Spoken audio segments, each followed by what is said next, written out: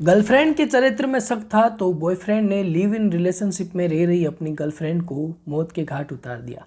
मामला महाराष्ट्र के मुंबई का है, जहां पर एक गर्लफ्रेंड बॉयफ्रेंड जो लिव इन रिलेशनशिप में पिछले 3 साल से रह रहे थे, दोनों में किसी बात को लेकर के झगड़ा हुआ और बात इतनी बढ़ गई है कि लड़की के बॉयफ्रेंड ने उसका गला दबाकर हत्या कर दी। तो आइए जानते हैं आखिर ये मामला है क्या।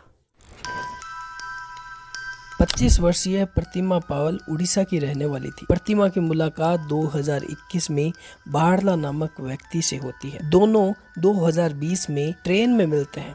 जब 2020 में लॉकडाउन हुआ था, उसी दौरान जब लोग अपने घरों में पलायन कर रहे थे, यानी कि जो लोग बाहर पैसा कमाने के लिए गए हुए थे, वो 2020 में जब लॉकडाउन हुआ था, उसी दौरान जब लोग ट्रेनों के माध्यम से अपने घर वापसी कर रहे थे, तभी बाढ़ला और प्रतिमा भी उड़ीसा अपने गांव वापस जा रहे थे।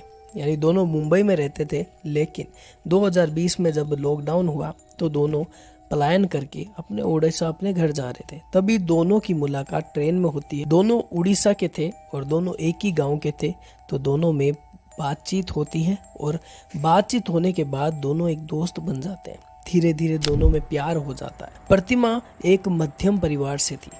प्रतिमा उड़ीसा की रहने वाली थी और मुंबई में नौकरानी थी, यानी कि घर घर में जाकर वो झाड़ू पोंछा किया करती थी और अपने बॉयफ्रेंड बाढ़ला के साथ लिव इन रिलेशनशिप में रहती थी। दोनों पिछले 2 साल से लिव इन रिलेशनशिप में रहते थे, लेकिन धीरे धीरे यही रिलेशनशिप एक झगड़े का रूप लेना शुरू कर देती। प्रतिमा का बॉयफ्रेंड बाढ़ला प्रतिमा पर शक करने लग जाता है। उसे ये शक हो जाता है कि प्रतिमा किसी और के साथ रिलेशनशिप में है, यानी कि ऐसा था नहीं, लेकिन प्रतिमा और बाढ़ला के बीच अक्सर झगड़ा होता था। बीती रात शनिवार को भी ये झगड़ा एक विकराल रूप ले लेता है। तकरीबन 8:30 बजे से लेकर 9:30 बजे जब प्रतिमा और बाढ़ला के बीच झगड़ा होता है, तो ये झगड़ा चरम सीमा पर पहुंच जाता है और बाढ़ला प्रतिमा का गला दबाकर उसकी हत्या कर देता है। प्रतिमा धारावी में एक किराए के मकान में रहती थी। 1 महीने पहले ही उसने अपने बॉयफ्रेंड बाढ़ला ऑस्कर को बेंगलुरु से मुंबई बुलाया।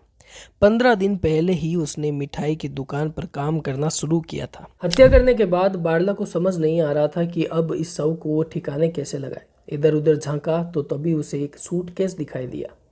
सूटकेस में जैसे तैसे उसने प्रतिमा के शव को बमुश्किल उसमें सेट किया और घर के बाहर निकला। घर से बाहर निकलने के बाद उसने एक ऑटो पकड़ा। ऑटो पकड़ने के बाद वो मुंबई के धारावी सड़कों पर घूमता रहा। तकरीबन 1-1.5 घंटे तक वो प्रतिमा के शव के साथ उसी सूटकेस के साथ घूमता रहा और एक ऐसी जगह की तलाश में रहा जहां वो उस सूटकेस को फेंक सके और कोई उसे देखे ना।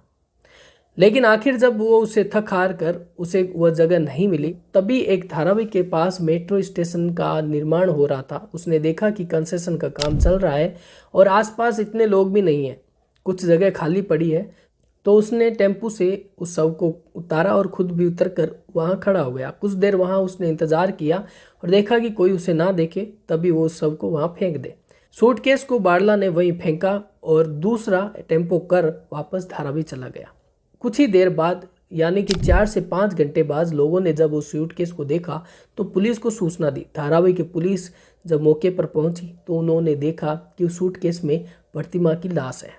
सूटकेस में जब प्रतिमा की लाश मिली, उसके बाद पुलिस ने जांच पड़ताल की तो प्रतिमा के गले में एक लॉकेट पहना हुआ था जो क्रॉस का था। यानी ये साफ था कि प्रतिमा एक ईसाई धर्म से बिलोंग करती है।